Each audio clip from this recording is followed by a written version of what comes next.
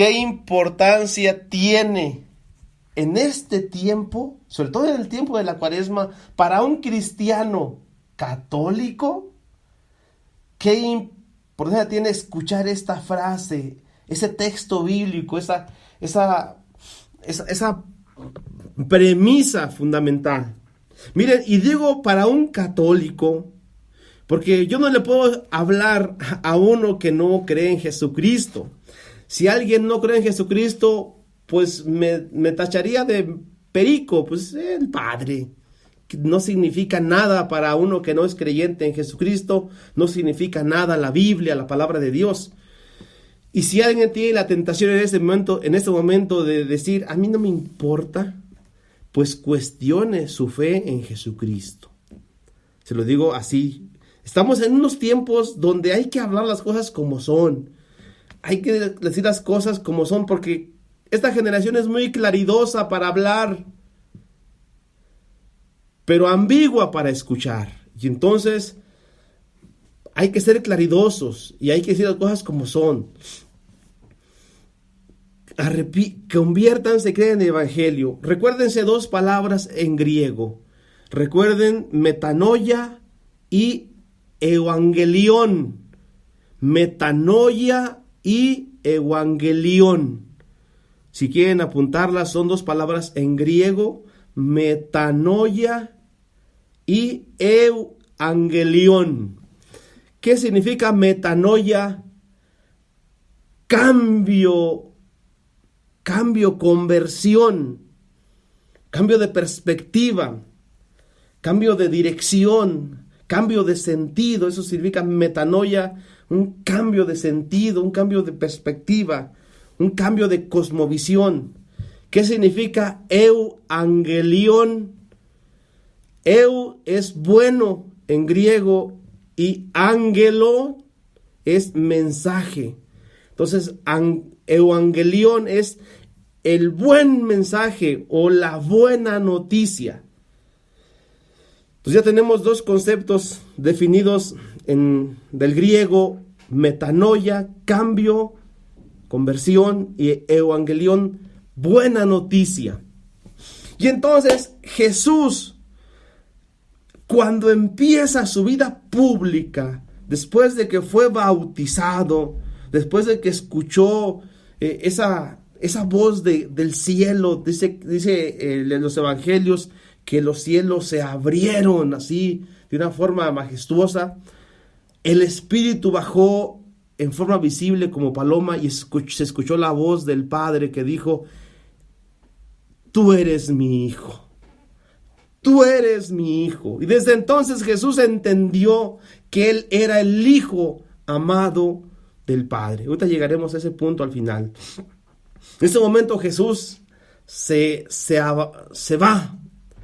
lanza, aunque primero va al desierto, primero va a ser tentado, va a ser su cuaresma, 40 días, de ahí viene cuaresma de 40 días. Y Jesús va a hacer su cuaresma, y en esa cuaresma va a ser ayuno, oración, va a toparse de frente con el diablo, va a pelear con el diablo. Y le recuerdo una frase para su Twitter, para los que usan Twitter, una frase para Twitter del padre, el padre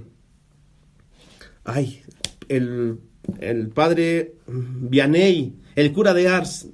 Una frase de él es: si en tu camino no te topas de frente al diablo, preocúpate, quizá vas caminando en su misma dirección o en el mismo sentido. Si en el camino no nos topamos de frente al diablo, quizá vamos en su mismo sentido. Frase para Twitter, para mañana, su Twitter de mañana o de al rato. Y entonces Jesús se va al desierto y se topa de frente al diablo.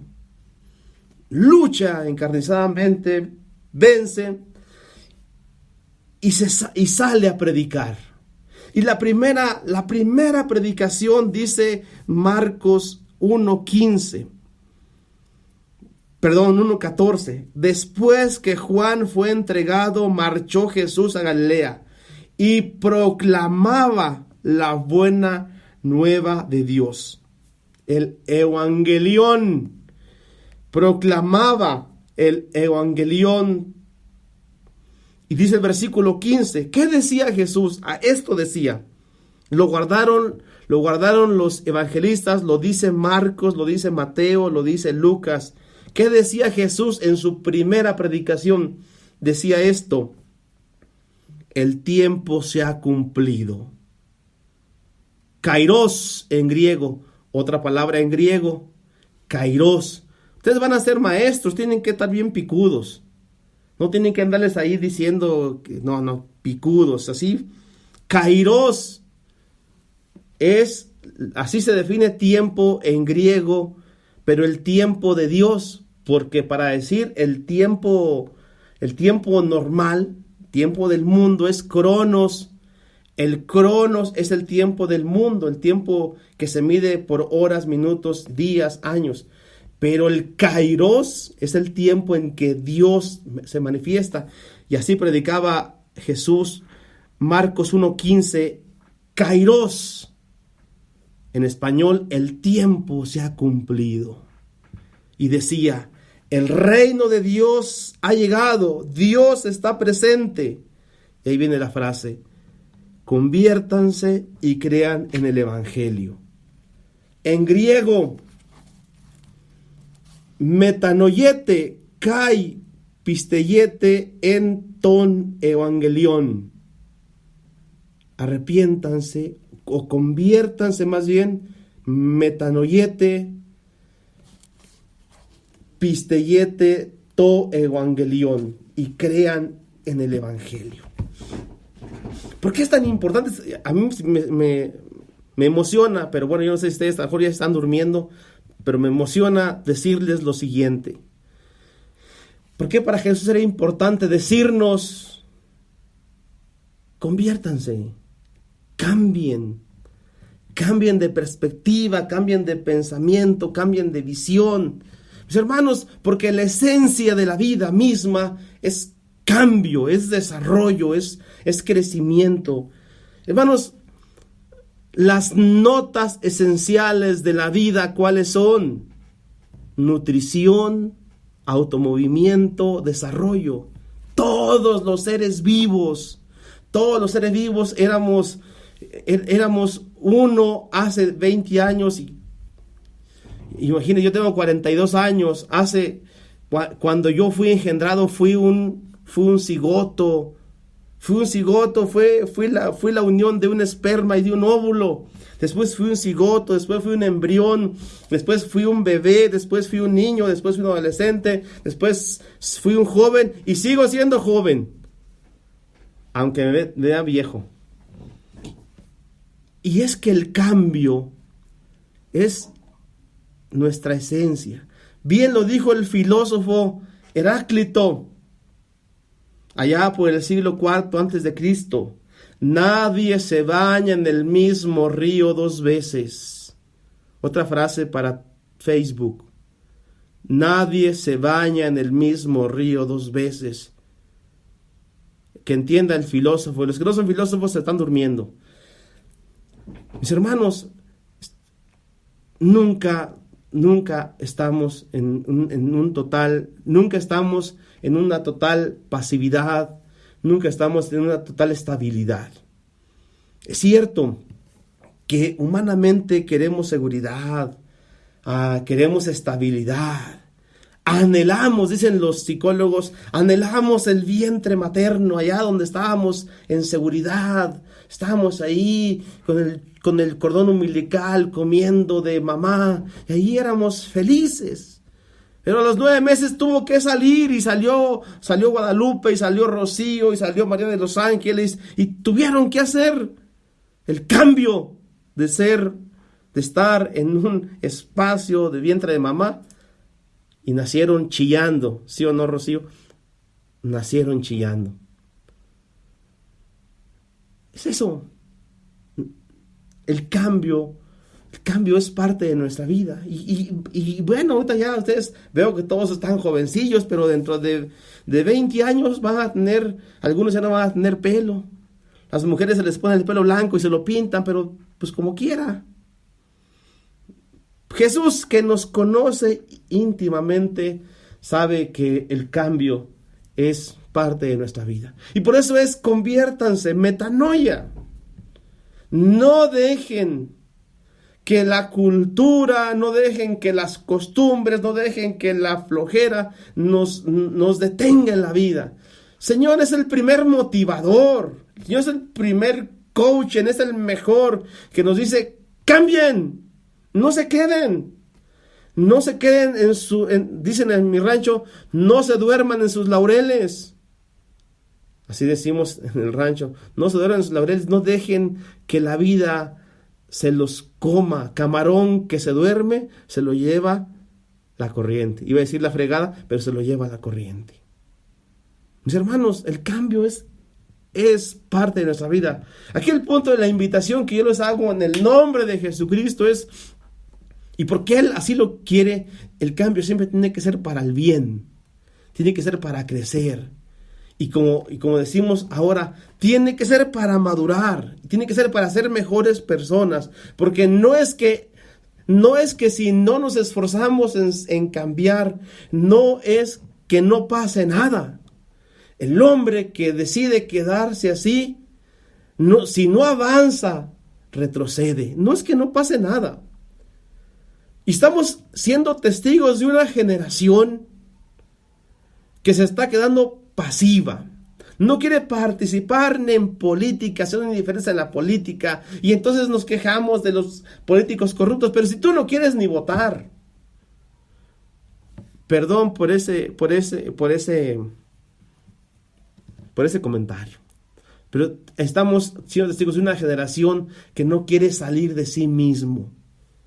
Una generación que parece que tiene todo en un touch, en un enter. Tiene todo en su dedo. Desde ahí puede comprar, desde ahí tiene Didi Food, Uber Eats. Tenemos todo y queremos como cierta estabilidad, mis hermanos. No, está bien que disfrutemos de lo que nos da la tecnología, pero si en nuestras relaciones y si en nuestra madurez humana no tendemos a cambiar y buscar ser mejores personas, cuidado, porque vamos a ser testigos de la caída de una generación que quién sabe qué nos espera. Y está en nuestras manos. Si bien lo dijo aquel pensador, que en los tiempos difíciles generan hombres fuertes. Los hombres fuertes generan tiempos fáciles. Y los tiempos fáciles generan hombres inútiles. Y los hombres inútiles generan tiempos difíciles. Y entonces los tiempos difíciles generan hombres fuertes. Y así estamos. Yo no sé qué vaya a ser de esta generación, pero no podemos permitir que se nos diga de aquí a 3 generaciones se nos diga que fuimos la generación que le dio al traste a los valores más grandes, a los valores más nobles, a los ideales grandes, ideales de dar la vida, de servir, de ser mejores esposos, de ser mejores mujeres, de ser mejores mamás. No podemos rendirnos, tenemos que aspirar a crecer. No importa que nos digan aspiracionistas. Conviértanse. Mis hermanos, se los digo hoy en este tiempo en el nombre de Jesús, porque el Señor Jesús, que conoce que hay un momento en nuestra historia personal que tenemos una pasión que nos empuja, que nos impulsa, pero que si no la orientamos, nos quedaremos en las cosas muy superficiales. Hasta ahí. Segundo verbo, crean en el Evangelio.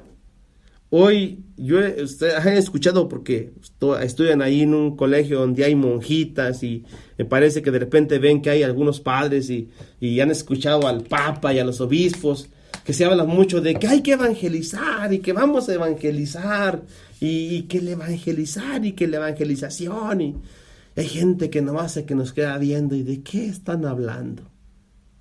Pues es que claro, que si no entendemos qué es evangelio, pues ¿qué nos interesa? Y por eso el Señor Jesús, su primera invitación fue: crean en el evangelio. Y viene la pregunta en mayúscula: ¿qué es el evangelio? A mí, ¿qué me dice hoy en el siglo XXI, 2022? ¿Qué me dice evangelio? ¿Un libro histórico de hace 2000 años? No, mis hermanos. Evangelio es la palabra viva de Jesús. Es el corazón del mensaje. Es el sentido vivo del mensaje de Cristo. En griego se dice es logos. Apúntenle otra palabra en griego, logos. Que logos significa palabra, significa pensamiento, sentido. Hoy lo han rebajado mucho, le ponen como tratado. La biología, el tratado de la vida. Logos es algo más. Logos es el orden, el pensamiento, es la vida. Por eso el logos de Jesús es el evangelio. Pero chicos, ustedes saben, porque se traduce literal como buena noticia. Así se traduce al castellano, evangelio, buena noticia. ¿Ustedes saben cuál es la buena noticia? ¿Cuál fue la noticia que nos trajo Jesús, que es buena y es nueva, y que no sabíamos, y no la sabíamos? Por lo menos en su tiempo de Jesús nadie sabía lo que Jesús les estaba enseñando. ¿Y cuál es esa buena noticia? Que es el corazón del evangelio, que es el corazón de la fe cristiana. Ahí les va.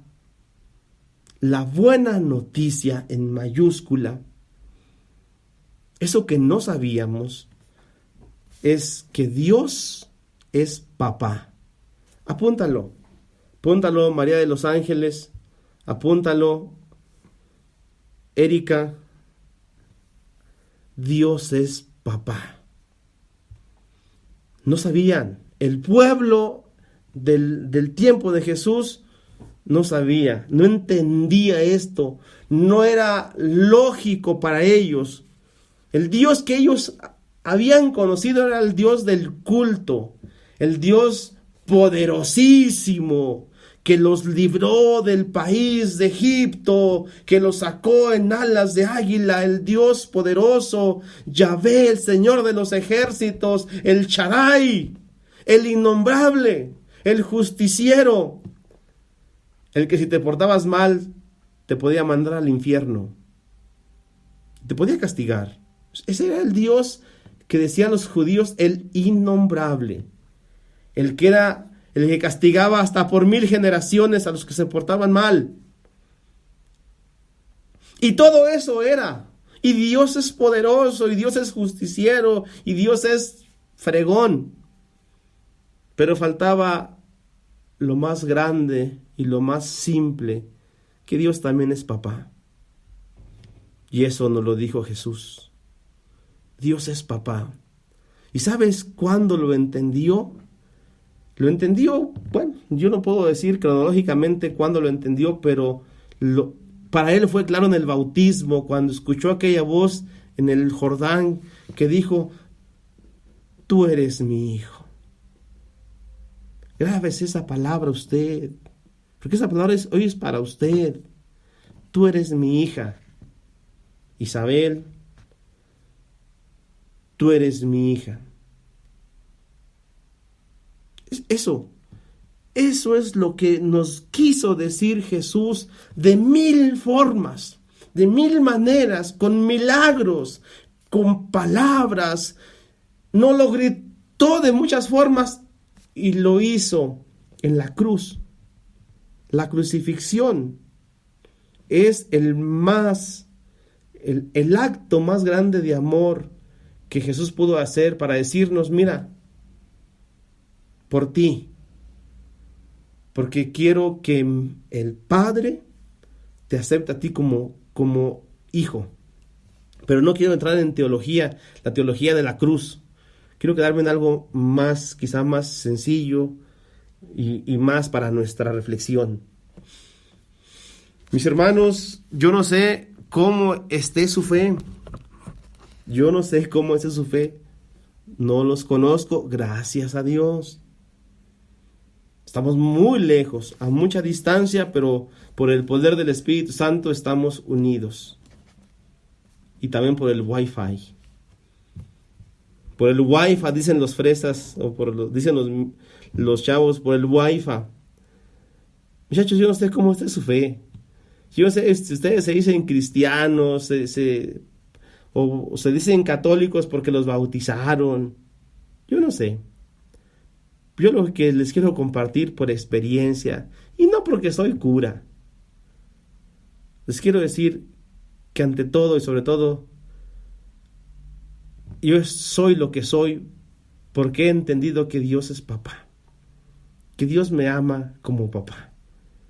Miren, chicos, aquí hago un paréntesis, porque muchos de nosotros no tuvimos una buena referencia paterna. Muchos no tuvimos una buena referencia paterna.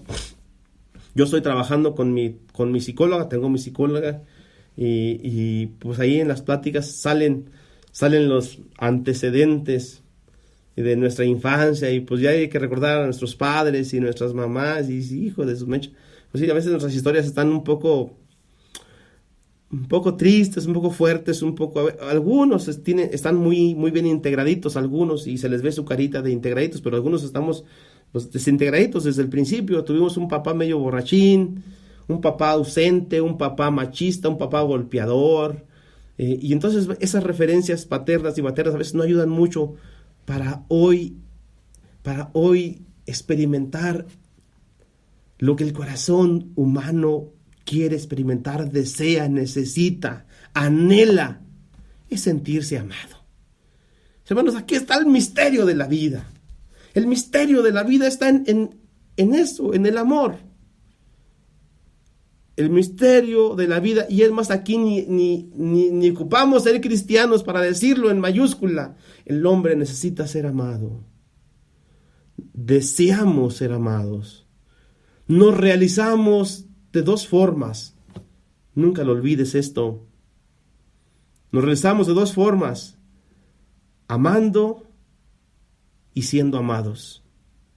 El corazón humano, si pudiéramos ver el corazón humano como el centro del hombre, donde está la sede del amor, corazón humano, así como la sístole y la diástole, así es el amor en el corazón del hombre. Es decir, necesitamos ser abrazados, ser reconocidos, ser amados, pero también el otro impulso es hacia afuera. Tenemos que amar. Pero ¿qué pasa cuando en esta generación miles y miles y millones de personas no nos sentimos amados? Fuimos excluidos, fuimos relegados, nos dijeron que no valíamos pa' pura fregada, nos han dicho que a mí me decían que yo estaba prieto, y por estaba prieto, yo no, el prieto, el negro ese. Y mucho tiempo me sentí rechazado por ser prieto. Y otros por ser flacos, otros por ser gordos, otros por ser mensos.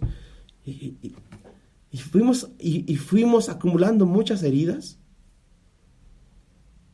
Y andamos luego en el mundo con tantas heridas, haciéndonos las víctimas o siendo victimarios. Porque esas son las dos polarizaciones que tenemos los seres humanos. Nos vamos haciendo las víctimas y vamos mendigando amor, vendiendo el cuerpo y dando el cuerpo, deseando ser amados. Y otros haciéndose victimarios, pisoteando y denigrando a los demás y abusando de ellos. En el fondo, la carencia es carencia de amor. Y a veces tienen razón, porque no fuimos amados. Pero es que aquí está el misterio. Arrepiéntate, conviértete y cree en el Evangelio.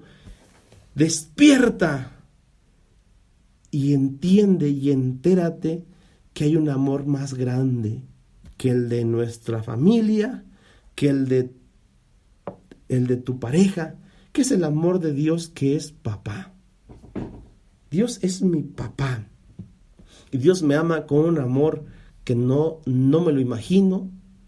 Dios me ama con un amor que no me merezco.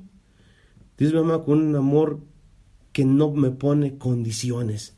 Solo que para hablar de esto, mis hermanos, yo no puedo transmitirles lo que les transmito en ideas y con palabras, no se los puedo llevar al corazón, porque la experiencia del amor es intransmitible. La experiencia del amor tiene que hacerla cada quien. Así que esta Cuaresma, y ya vamos cerrando, esta Cuaresma es el tiempo más propicio para que nosotros, los cristianos, los bautizados, nos hagamos un alto, un stop, y pensemos cómo estamos con lo referente al amor. ¿Cómo está el corazón? ¿Cómo nos ven los demás? A veces da como tristeza ver a personas que todo el mundo lo sabe, que esta mujer, este hombre anda mal, menos ella.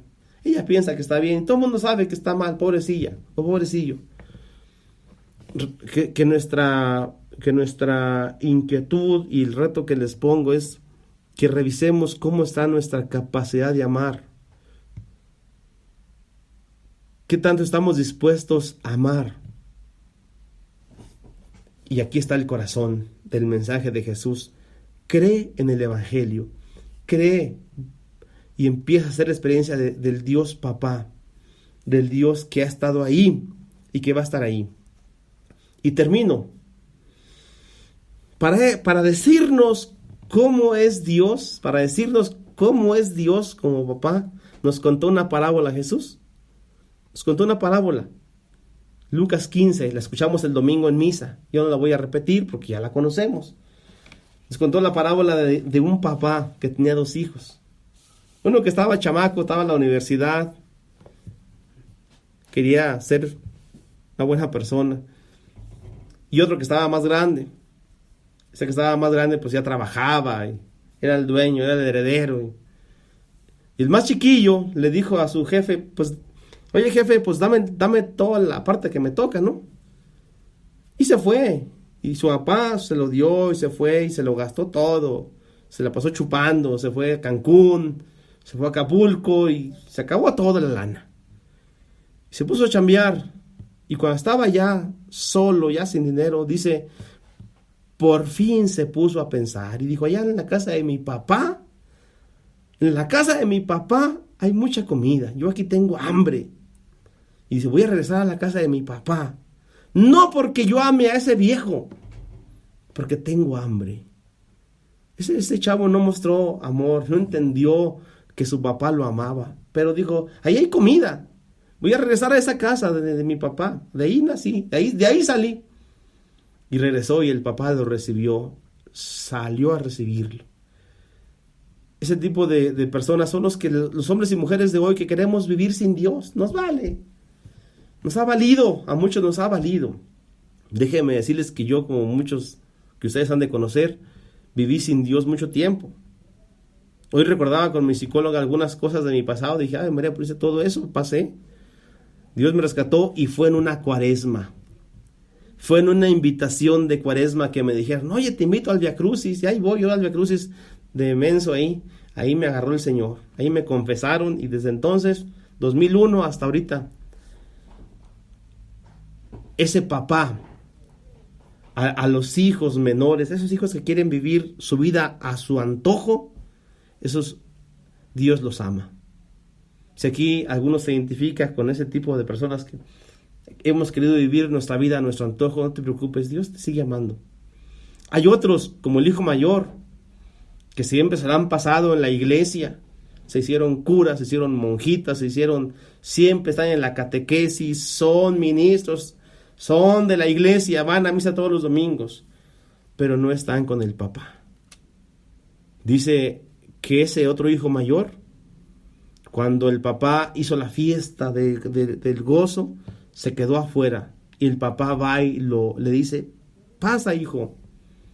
Salió por el menor y salió por el mayor y le dijo, pasa. Y dijo, no. Viene ese hijo tuyo, le haces fiesta. Ese hijo tuyo, ese ni es mi hermano, ese yo he estado contigo toda la vida y ni siquiera un cabrito me has dado para comer. Y le dice el padre, si todo lo mío es tuyo, ¿quién te dijo que no mataras un cabrito? ¿Quién te dijo si todo es tuyo? Y en ese tipo de personas vamos reflejados los que estamos en la iglesia, los que vivimos la fe a fuerzas, los que vivimos la fe sin pasión, los que vivimos la fe legalistamente enojados porque yo soy bueno y esa gente es mala, yo no tomo y ellos sí toman, y preocupado ese que se fue con las prostitutas. Parece que el que quería irse con las prostitutas era estaba deseando hacer lo que el otro. Y hacemos muchos en la iglesia. Estamos juzgando a los que no se confiesan. Mis hermanos, aquí el tema es que Dios es papá. Y no importa nuestra condición, y no importa lo que hayamos hecho en el pasado, y no importa lo que estemos haciendo en el presente. Lo que importa es que Dios nos ama. Y con este mensaje cerramos. Chicos, en esta Cuaresma, ojalá que lleguemos a la Semana Santa, lleguemos a esa Semana Mayor, desde el Domingo de Ramos, y luego pasando por el jueves, viernes, sábado, y el Domingo de Resurrección. Ojalá que tengamos un poco más de conciencia de quién es Dios. Y que nuestra imagen de Dios, que no sea una imagen de un Dios diferente a lo que es Él. Él es papá. Y es papá porque nos entregó a su Hijo. Y el Hijo lo fue entregado en la cruz. Y ahora podemos confesar la fe en el Hijo y ser salvados por el Espíritu. No sé qué va a ser de esta generación. Pero si esta generación a la que ustedes pertenecen olvida su condición de hijos de Dios, mis hermanos, se los voy a repetir, apúntelo si quiere. Si esta generación olvida que somos hijos de Dios, que no les extrañe que haya corrupción, violencia, abusos, asesinatos, que no les extrañe, porque la consecuencia lógica de no ser hermanos es que nos destruyamos. Cuando falta la conciencia de padre, pues si Dios no es mi padre, entonces tú y yo ¿qué somos? Como canta la banda, entonces ¿qué somos? Bien que se la saben, ya vi que María de los Ángeles se rió. Se sabe la banda arrolladora. Entonces, ¿qué somos? ¿Qué somos en este mundo? ¿Qué somos tú y yo? ¿Qué estamos haciendo aquí? Pues si no somos hermanos, entonces somos extraños. Entonces cada quien jala agua para su molino. Y entonces si me estorbas, te quito de en medio. Entonces si tú me estorbas, yo te voy a pisotear y me voy a pasar por encima de ti. Porque ¿qué somos? Nada. No somos nada. Y por eso en muchos salones de escuelas ni se hablan. Nos pisoteamos, nos denigramos, nos excluimos. ¿Qué somos? Chicos, no creamos que el Señor Jesús en su mensaje vino a agüitarnos la vida. No, vino a darle sentido. Vino a darle forma, a darle color, a que diéramos, bajo esta perspectiva, que diéramos lo mejor de nosotros. ¿Y cuál es la mejor condición? La de ser hijos de Dios. Que ojalá y esta condición crezca, sobre todo en esa Semana Santa. Cuando miremos la cruz, digamos, sí valgo la sangre de Jesús, porque en la cruz nos ha mirado el Padre.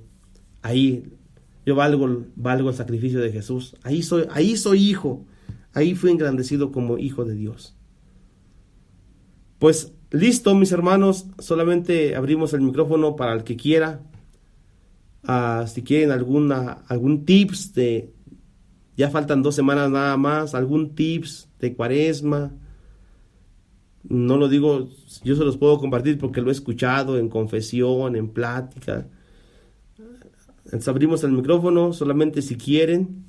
Y si no, pues a mí ya me pagaron. Como dijo el Chuponcito, a mí ya me dieron mis 5,000 pesotes. A mí ya acabé. Nada, no es cierto.